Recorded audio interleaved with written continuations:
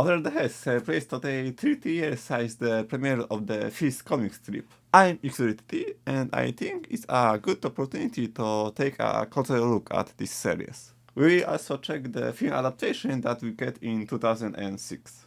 Over the Hedge, written by Michael Fry and drawn by T. Lewis, is certainly one of the most popular comic strips. It's not the popularity of Garfield, the anticipated king, but thanks to the fact that in 2006 it got an animated film adaptation, it can be considered to be in line with the most popular comic strips, such as Calvin and Hobbes, Peanuts or Dilbert, to name only the ones that come to mind. The main trio of characters are RJ, Warren, and Hammy. Vern is the main reason I'm interested in this strip. He is a turtle with a curious character, an intellectual possessing diverse knowledge on various topics. RJ is a Twinkies-obsessed raccoon, built solidly as an opposition to Vern. One loves books, the other the opposite. One focuses on healthy, sensible nutrition, the other does not, and so on. In the first comic strip, there is a lot of animals, including these two. RJ has one spoken line there, but remains anonymous. However, we learn Vern's name thanks to the mentioned line. RJ's name only appears in the first strip. After some time, a third character joined the team, a squirrel named Hammy. He is hyperactive, not very sensible, chill-like, full of various ideas, and if the script requires it, various skills or even powers. In a sense, RJ and Warren function as guardians/parents for Hammy. Over these 30 years and thousands of strips, there were also a lot of other returning characters, animals and humans. Some appeared every now and then for a few weeks or months or even years. Some were created only for a small point and then never used again.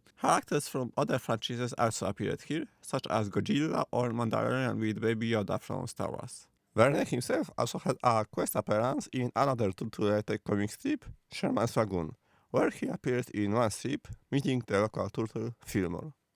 The plot is dominated by the form typical of comic strips, new day, new joke. But while maintaining it, there are also longer forms, longer plots. For several days or even weeks, one specific thread is explored, whether it is a specific break into a house in search of food or a fight with the construction of a supermarket, etc. The threads themselves are diverse. These characters live in our world, so things like the popularity of Pokemon Go, the pandemic, or the presidential election in the USA are something that appears in comics. The strip's availability is to be excellent. You could read it on gocomics.com from the first strip to the current one, for free. Today it's just as easy to access, but you have to spend a few dollars to access if you want to read the archive strips. For free, you have access to the strips from the last 2 weeks. People who prefer physical edition have a bigger problem. Only 4 volumes collecting the strips have been published, and that was quite a while ago. They are currently only available second-handly, but they aren't particularly expensive. You can find them on eBay for $5 to $10 in the USA.